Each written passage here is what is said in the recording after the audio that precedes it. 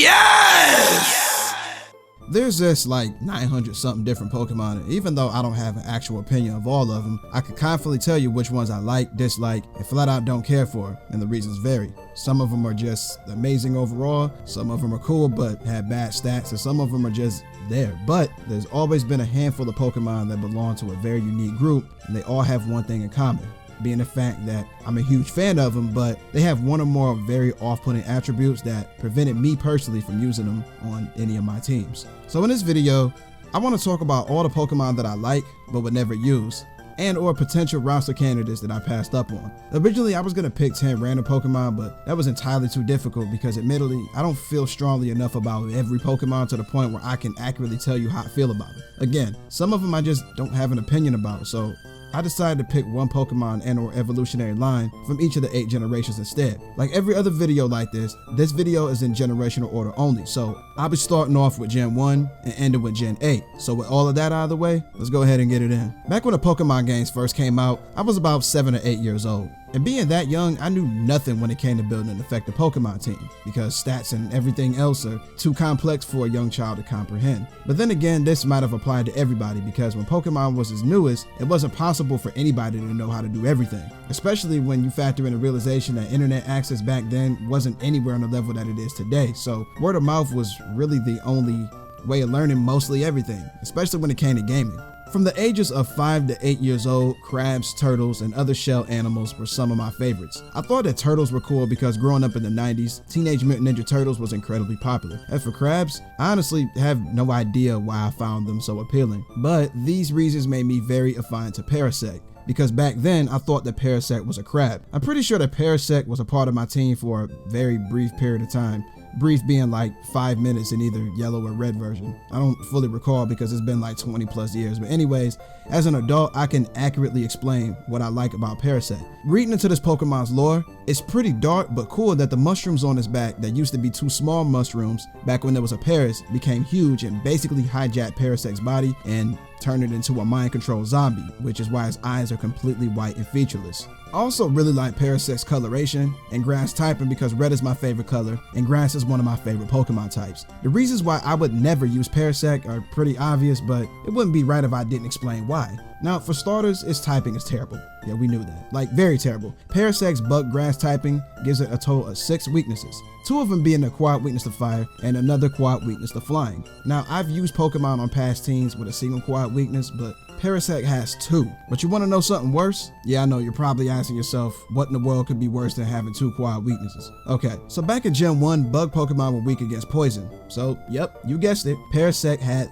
3 quad weaknesses back in Gen 1. But of course, this was changed in Gen 2 when a bug type lost its weakness to poison. Now, it's almost impossible to not have some way to deal with a Pokemon in a battle with this many vulnerabilities. And to make matters worse, it has dry skin as an ability. Now, dry skin converts rain and damage from water attacks into HP, but on the flip side, this ability also causes Pokemon with it to lose 1/8 of their max HP every turn during sunlight, and incoming fire attacks do 25% extra damage. This means that fire attacks do 4.25 damage instead of 4 times. Yeah, if there was some chance that Parasect could survive a fire attack by the grace of goodness, that most definitely won't be happening if it has the dry skin ability. Generation 2 brought us some amazing bug type Pokemon and was the first generation that worked on liberating the bug type from its pathetically weak status in Gen 1. And every generation since Gen 2, well, for the exception of Gen 6, has introduced at least one viable bug type Pokemon. Now, one of the more interesting ones from Gen 2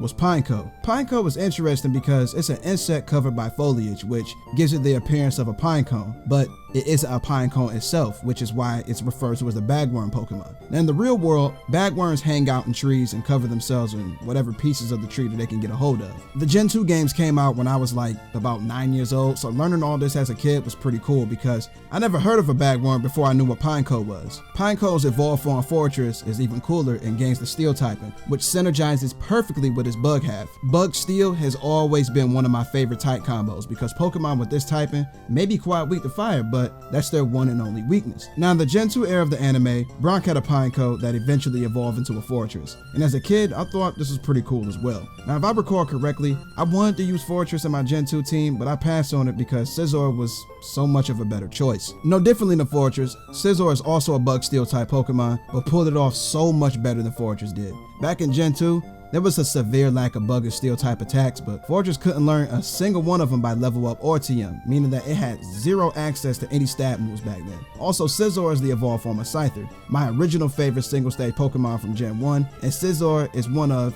if not the best looking bug type Pokemon. And I was pretty excited to know that one of my favorites from Gen 1 got an evolved form in the following generation. I don't have any actual issues with Forretress, but it never did anything special enough to have a spot on any of my teams, but it's still a solid Pokemon for what it's worth. Aron, Lairon, and Aggron are all amazingly designed and did the third generation so much justice. Out of all the 8 current generations, Gen 3 is my all-time favorite, and the Aron family is definitely a 3-stage evolutionary line done right. Aron starts off as a small, innocent little guy and ends up as a super imposing, steel-plated Triceratops by the time it's fully evolved. Now, I've always liked Aggron for the simple fact that it always looked as if it could be the ace Pokemon of a main villain in the anime or games, so much to the point where I actually did this myself. When I was a kid, I wrote a Pokemon fanfiction, and the main antagonist's most powerful Pokemon was an Aggron, and ever since then, I always hoped that Aggron would make a major appearance in the anime or the games. Now, for the most part, Aggron is no slouch in battle. With access to Sturdy as one of its abilities, it pretty much has a built-in Focus Sash, which frees up its Hell item slot for something else.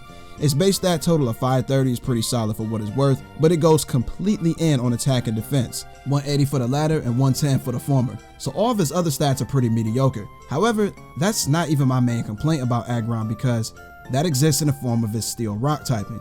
Steel Rock is one of the worst types to have on the same Pokemon because it equates to a weakness to water, a quad weakness to fighting, and another quad weakness to ground. Fighting and ground are the 2 most powerful offensive types in the games, both of them being strong against 5 other types. The only redeeming factor about this typing is that it's immune to chip damage from Sandstorm and poison, so if you were to use Aggron with the aforementioned Sturdy, that's 2 less things that you have to worry about preventing Sturdy from kicking in. But that isn't saying much because in today's competitive Pokemon scene, there are so many ways to get around this. And again, being quad weak to the strongest offensive types in the games is one of the biggest detractors. A quad weakness alone is bad enough, and it's something that I'm always wary of when it comes to picking my roster, but good coverage moves and the typings of my other Pokemon on the team usually get the job done. 3 generations after the Aron family made its debut, Mega Evolution was fresh on the scene and made a handful of Pokemon better, one of them being Aggron. Mega Aggron is amazing and one of my all-time favorite Mega Evolutions because it gains 50 points to its base defense stat, bringing it up to a jaw-dropping 230 points. It drops the Rock typing, becoming pure Steel as a resultant,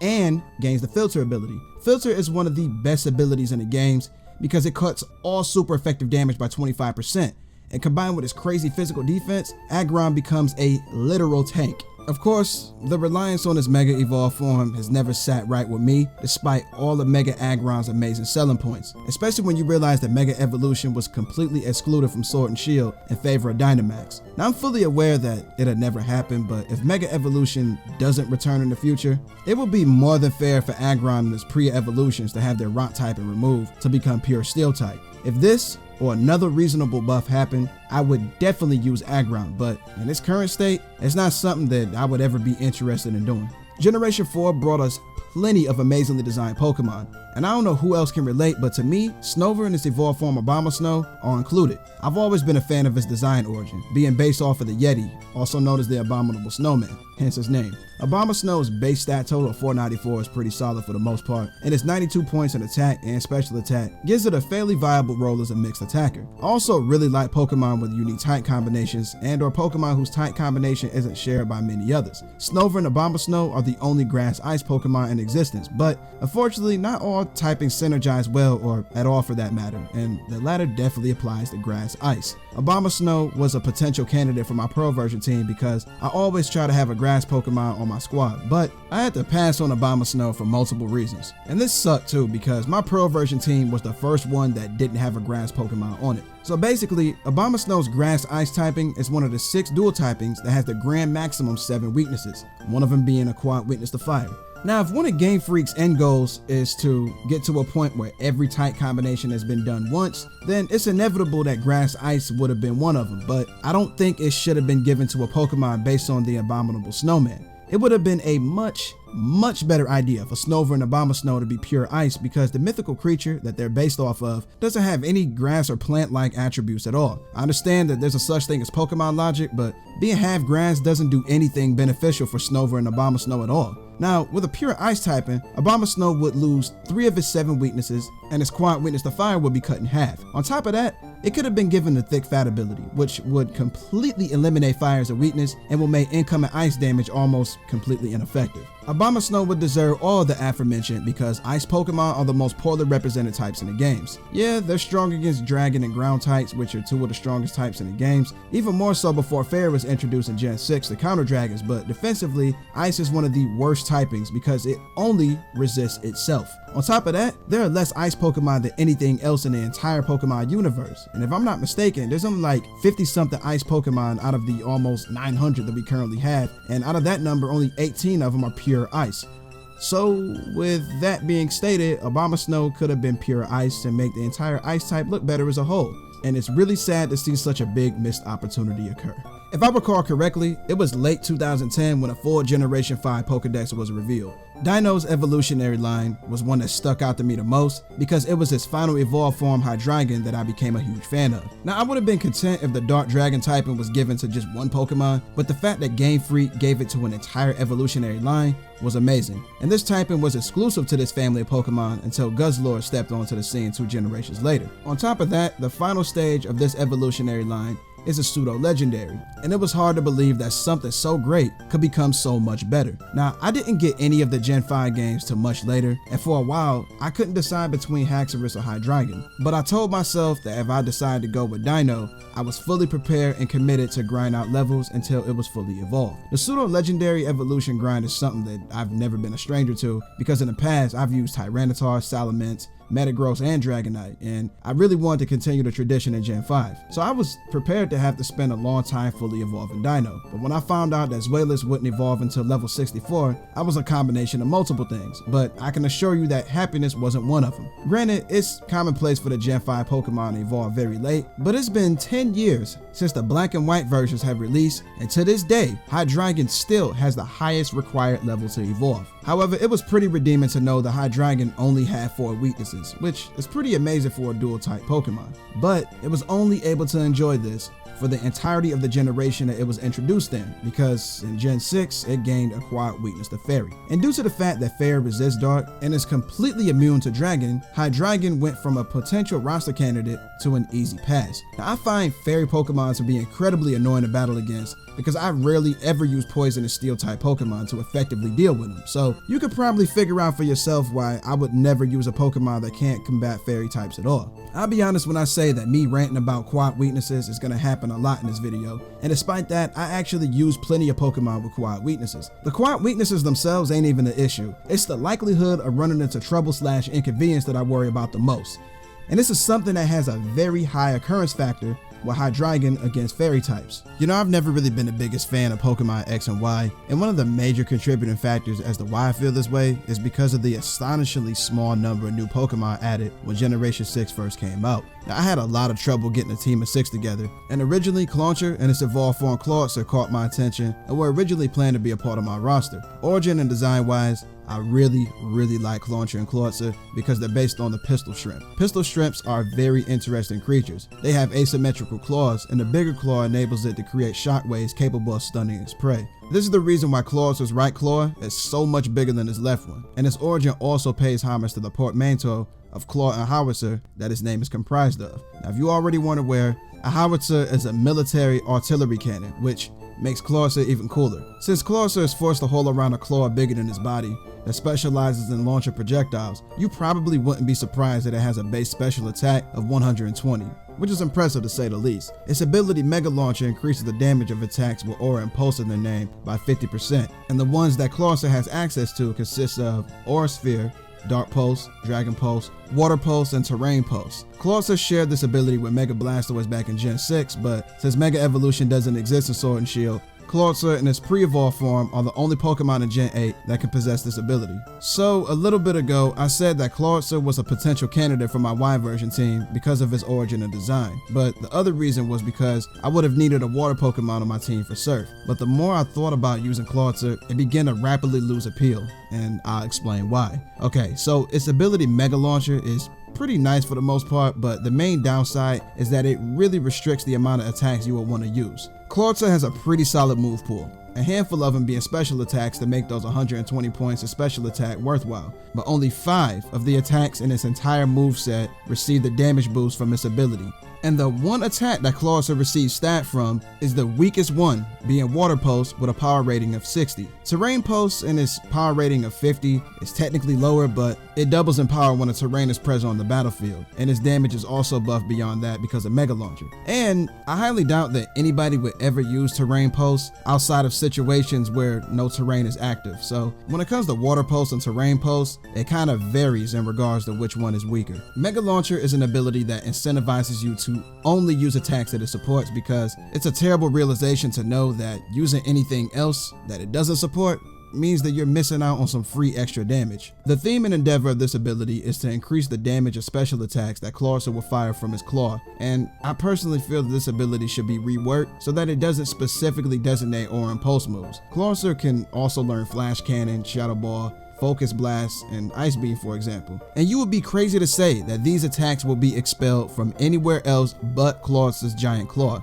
Now, it's understandable that attacks such as Sludge Wave and Muddy Water wouldn't have anything to do with any of this, because their battle animations depict the opponent being hit with a surge or wave of either Muddy Water or Toxic Liquid. I would probably like Mega Launcher more if it increased the damage of all damage dealing special attacks by 50%, because this way you would be able to freely use whatever special attack you wanted to. Now, I don't see how this wouldn't be fair, because we got abilities like Pure Power that doubles a Pokemon's attack stat, so I don't really see much of a difference. Also, Clawitzer unfortunately only has Mega Launcher as its one and only ability, and no hidden ability at all. So if you ever decided to use Clawitzer, it'll always have Mega Launcher. There came a point in time where I eventually passed up on using Clawitzer because I came to find out that Go-Go can also learn Surf, and since Go-Go was already a member of my team, I decided not to use Clawitzer at all. You know, it really pains me to have Vikavolt on this list, but before I explain why I never used and probably never use it, I want to first talk about why I like this Pokemon so much. First off, its bug electric typing is completely amazing defensive wise, leaving it weak to only fire and rock. If it didn't have Levitate as an ability, its bug half would still resist ground type damage and make it neutral, since its electric half is weak against ground.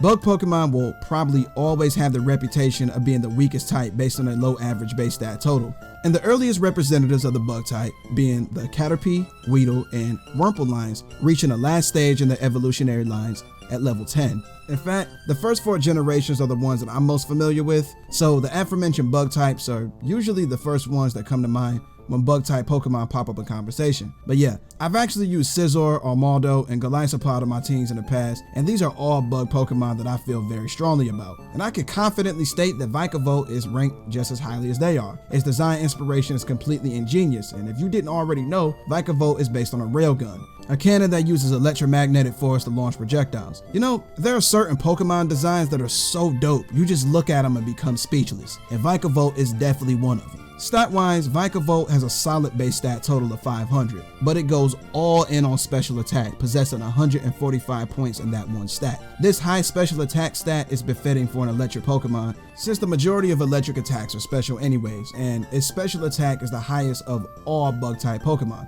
But unfortunately, this is where all the Vikavolt praise ends, because now I gotta talk about why it didn't make it onto my Sun version team. My biggest annoyance with Vikavolt is its speed stat. First off, I need somebody to explain to me why a fully evolved electric type Pokemon has a base speed stat of 43.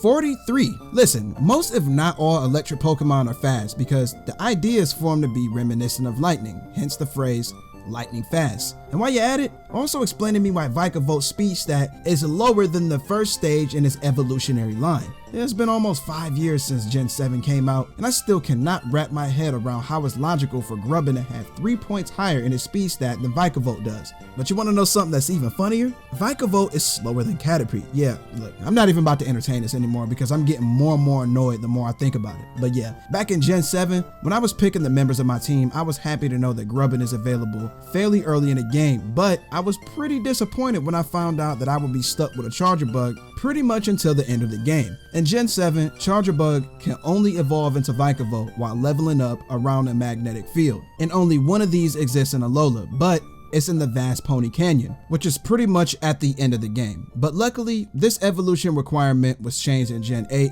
due to the lack of a magnetic field for Charger Bug to evolve. So instead, Charger Bug evolves into Vikavolt via Thunderstone and Sword and Shield, which was a very welcome change. I've always thought of the Rolycoly line as a cross between the evolutionary lines of Roggenrola and Slugma. Rolycoly and Roggenrola start off as little guys and end up as huge rock beasts. And before Carkol and Coalossal existed, the only fire rock Pokemon to resist was Magcargo. But Coalossal has to be one of the best looking Pokemon introduced in the 8th generation, and was one of the Pokemon fortunate enough to get a Gigantamax form, its own signature G-Max move, and a regular signature move known as Tar Shot. Tar Shot lowers the afflicted target speed by 1 stage and doubles the effectiveness of fire type moves used against it. This has to be one of the most unique signature moves I've ever seen. Also, I really like its Steam Engine ability, an ability exclusive to its evolutionary line, and is probably one of the best abilities in the game in competitive play in the right situations. When hit with a fire water type attack, Coalossal's speed increases by 6 stages, which is completely insane because he's basically able to outspeed everything at that point in time. You can also double down on terrorizing your opponent by equipping Coalossal with a weakness policy,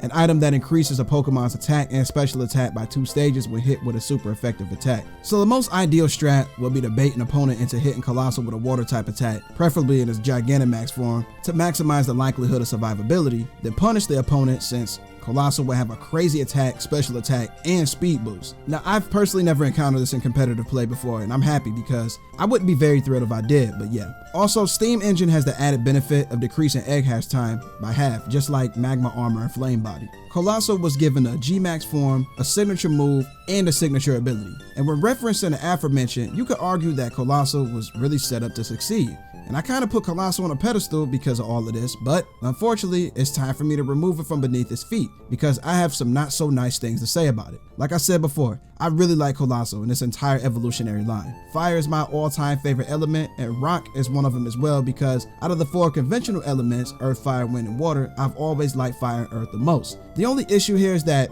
fire and rock has little to no defensive synergy because Coalossal is weak against fighting, rock, and quad weak to water and ground. Its signature move Tar Shot is pretty cool, but it's a bit too situational and requires too much setup. I mean, it's pretty amazing that it doubles the effectiveness of fire attacks and all, but it means absolutely nothing when the affected target is defeated.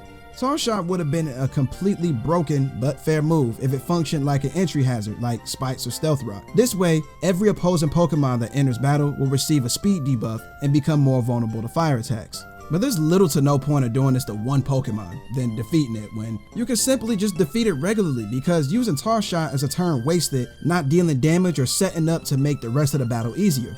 Now, I'm for certain that there are instances where Tar Shot could be super useful, but again, these moments are isolated incidents at best. And on the subject of Steam Engine, unless it's been propped, Coalossal isn't about to outspeed anything with its base 30 speed stat. Steam Engine is definitely not a pushover of an ability by any means, but it's also pretty situational and incredibly predictable.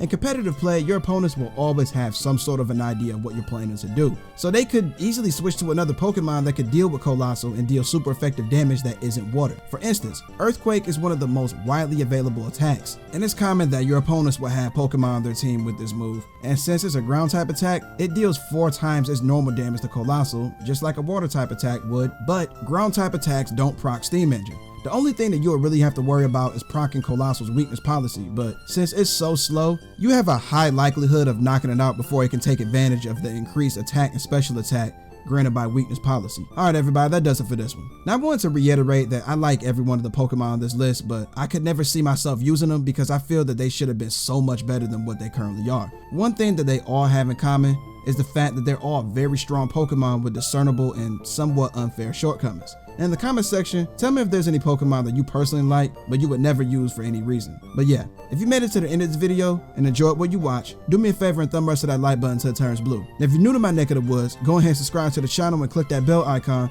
so you don't ever miss a video of the most elite gaming content.